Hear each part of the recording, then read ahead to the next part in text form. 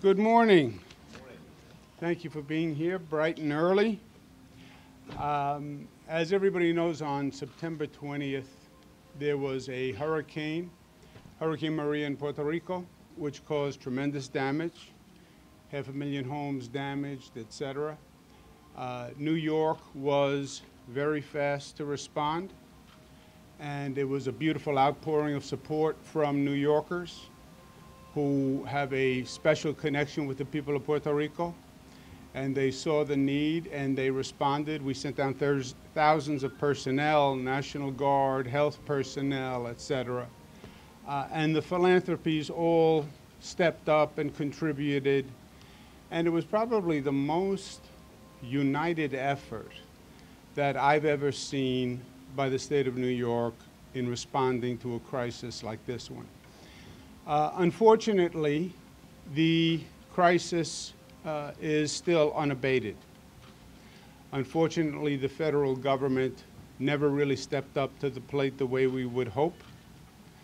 I don't quite understand why. I had done the federal response when I was HUD secretary, and I can tell you that the federal government in similar circumstances was more active, was more generous, provided more support. We said at the time, back in September, that we needed more federal help, and frankly, we never received it. Puerto Rico now has not just the remainder of the damage from the hurricane to deal with. They also were badly hurt in the federal tax reform bill that passed last December, that eliminated many of the tax benefits that Puerto Rico had that were sustaining the economy. On top of that, Puerto Rico is now dealing with the Financial Oversight Board, which is making it even more cumbersome. So we believe this is a crucial time for Puerto Rico long term. They have the Financial Oversight Board, they have a significant loss to their economy, and they're still battling back from Hurricane Maria. We are then going to start phase 2 of our assistance. When we were there the morning after the hurricane, we said this is going to be a long road, and New Yorkers are going to walk with Puerto Rico every step of the way. So we're starting phase 2 of our effort, which is we're going to continue giving them all the help we've been giving them to rebuild the island from a power point of view, etc. But we're also starting an effort of home-by-home rebuilding, where New Yorkers will go down and actually work with different not-for-profits on the island to rebuild actual homes, because many of the homes are still badly damaged. And we came up with an innovative program where we're going to have 500 students from SUNY and CUNY who will volunteer, work on reconstruction of the island. Those students will be accompanied by professional building professionals from the Building Trades Council, from our construction labor unions, and they will be working with local not-for-profits to coordinate their efforts. So we're going to go at it from both sides. We're helping Puerto Rico politically, we're helping them with their large systems, we're helping them with Washington representation, but phase 2 is on the ground, home-by-home reconstruction through not-for-profits, so we actually are providing individual help. That way we're doing everything that we possibly can. None of this wouldn't happen without an extraordinary array of beautiful people who have come forward to help. I think it's emblematic of our relationship with Puerto Rico, but we have them with us today going down on this trip to set up phase 2. Carol Stern, who you'll hear from, who is the president and CEO of UNICEF, has been an angel. The way they have raised resources, coordinated resources on phase 1, and UNICEF is also going to be a big partner in phase 2. Assemblymember Marcus Crespo, who came with me and Congresswoman Nydia Velázquez the morning after the hurricane, is continuing his efforts on phase 2, and he's here. You'll hear from him. Bronx Borough President Ruben Diaz, the same thing. City Council member Carlina Rivera is coming down with us and will represent the city side of the equation. We'll have also Secretary to the Governor Melissa DeRosa, Rosanna Rosado, who is our Secretary of State, Robert Mujica, who is the Budget Director for the state of New York. He's very important because he has the money. I'm not quite sure what he does with it or where it goes, but I have a deep and abiding faith in him.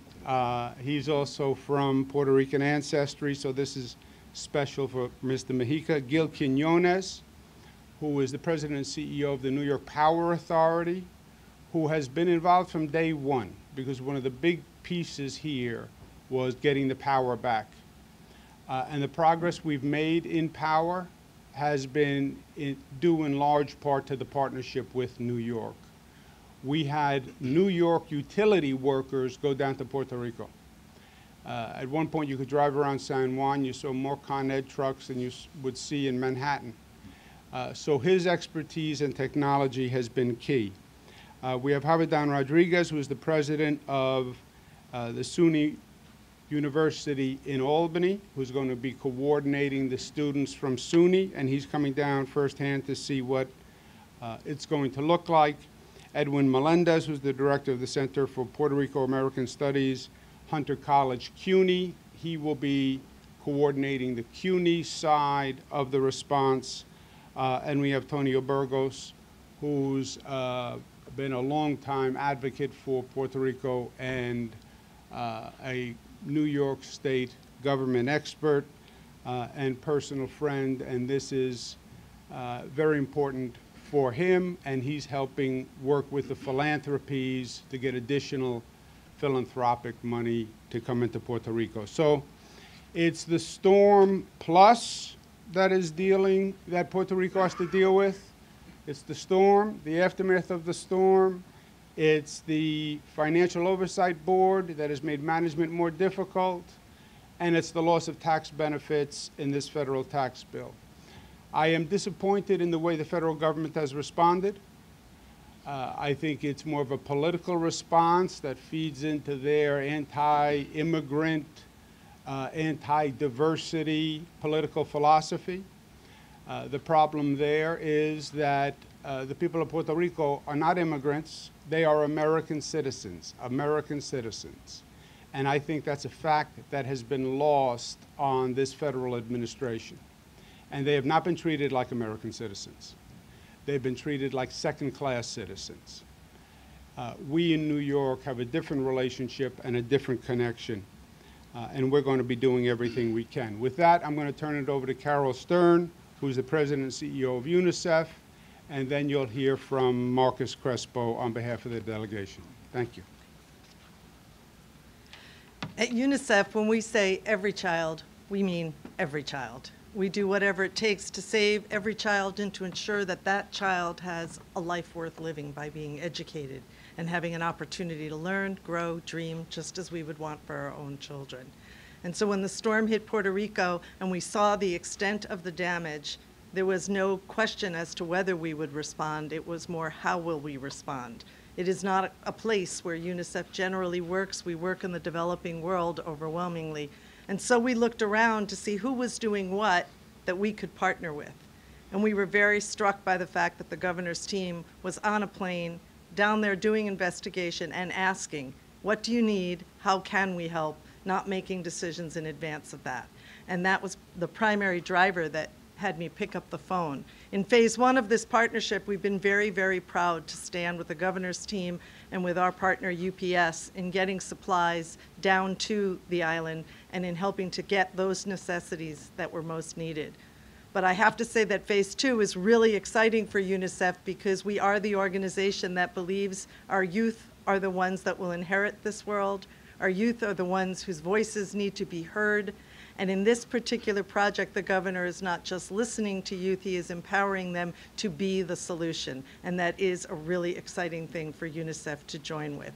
We are a nonpartisan organization, but we are very proud to work with governments all over the world. And as a SUNY alum and as a New Yorker, very proud to stand with the governor. Thank you.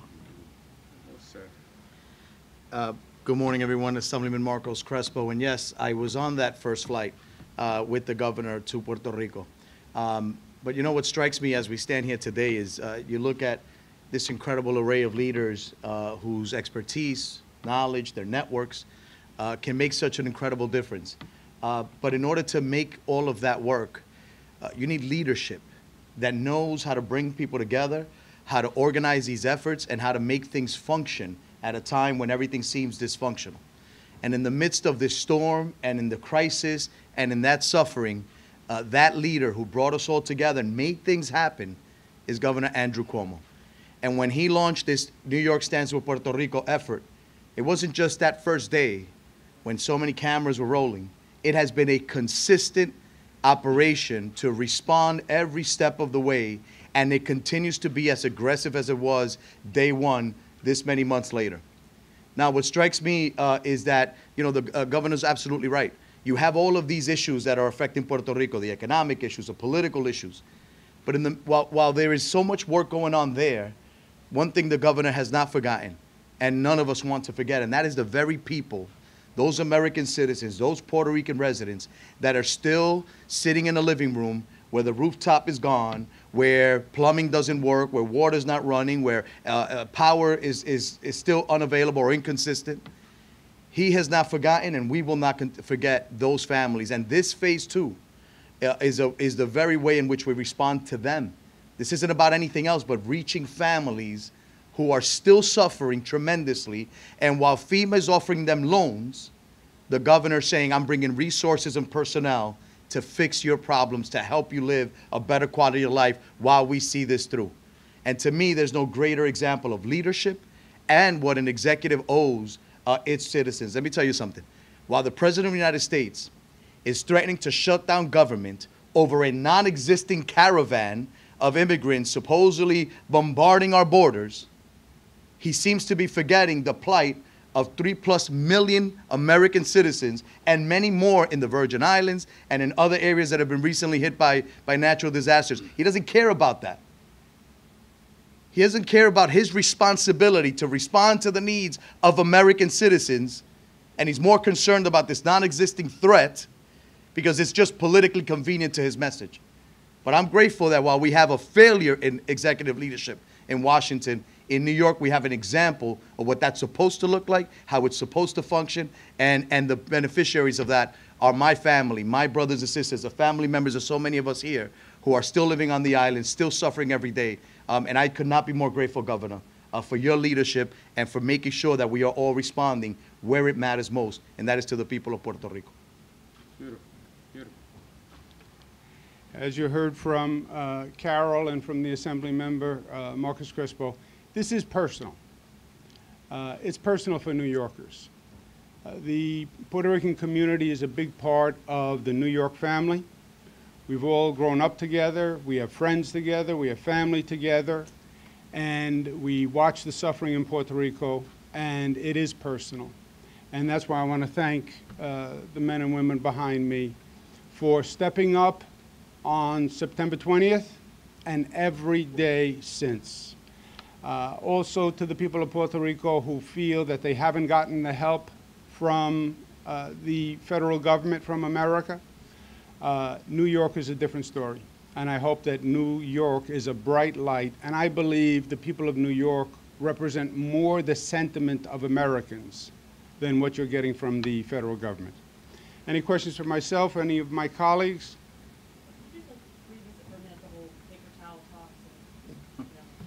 I'd rather not. Frankly, it's too early in the morning. Look, I think, has the federal government been non-responsive? Yes. I think frankly, I don't understand why. I said when I was in the federal government, I did disaster assistance as Secretary of HUD. I did it all across this country.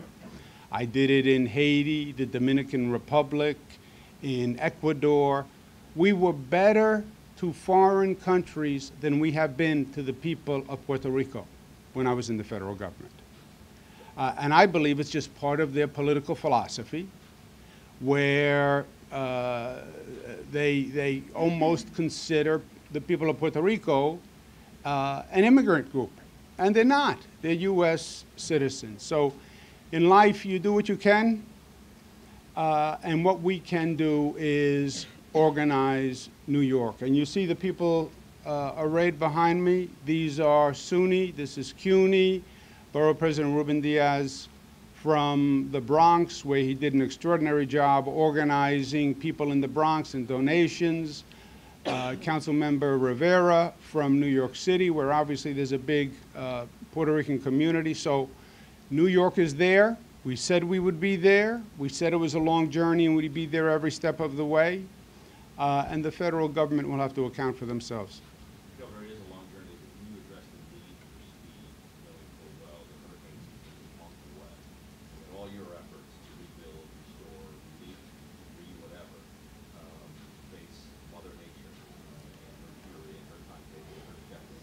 How concerned are you that all you're putting into it might be vulnerable again? Well, look, to go back again to you do what you can. Puerto Rico is in a very bad position overall. You haven't yet recovered from the damage of the past hurricane, and now you're looking at the next hurricane season, which if, God forbid, we have a bad hurricane season for Puerto Rico, I can't imagine, because what we've been doing now is duct tape and bandages, right?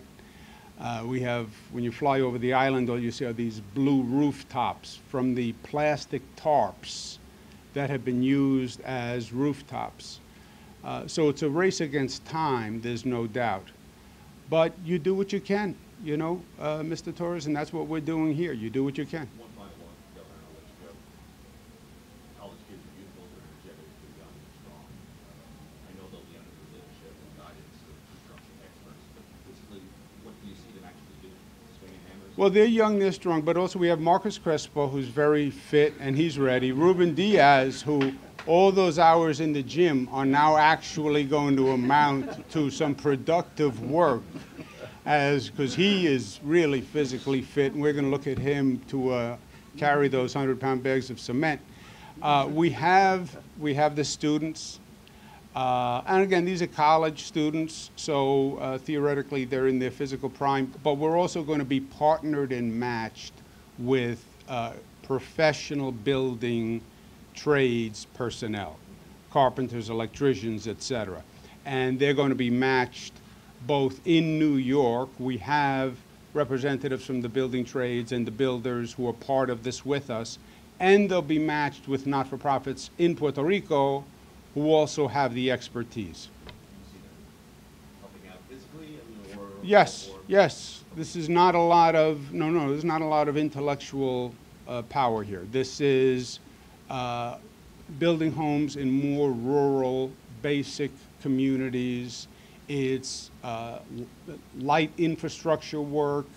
It's mucking out homes. Think of it as a Habitat for Humanity on steroids. So volunteer effort. And many of these SUNY CUNY students will be in courses that are towards engineering, design, reconstruction, et cetera. But they will be paired with professionals. Anyone want to make any other comments? Okay, we'll get on the flight. Yeah, let the delegation get on the plane before we miss the plane, and then whatever you want to do off topic.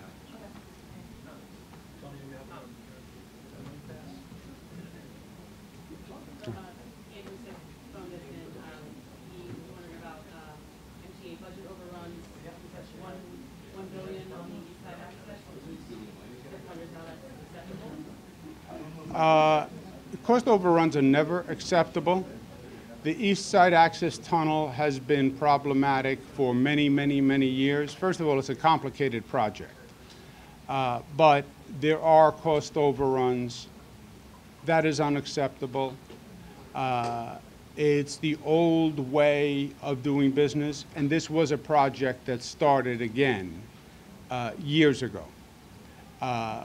And I have zero tolerance for inefficiencies in government. You look at the projects that we've undertaken, on time, on budget, on time, on budget, because you have to restore the credibility of government performance. And the MTA has a large legacy that they inherited. The team we have in there now, I think, is the best MTA team that has been there, and everybody will say that. But they're dealing with some projects that are left over that were problematic. But when it comes to projects that we've undertaken where we didn't inherit baggage, Tappan Zee Bridge, largest infrastructure project in the United States of America, on time, on budget. That's what people expect. That's what people deserve. Otherwise, you reinforce their cynicism. Every government project gets laid. Every government project becomes over budget. And that's why people don't trust government. And we're trying to set the exact opposite example. And if you look at the projects we've undertaken, you will see the projects have been on time, on budget. You look at the cashless tolling in the metropolitan area. We did that in less time than they anticipated on the bridges and the tunnels, where now you just use Easy Pass. So the East Side Access is unfortunate. They inherited a mess, and they're trying to work their way through it.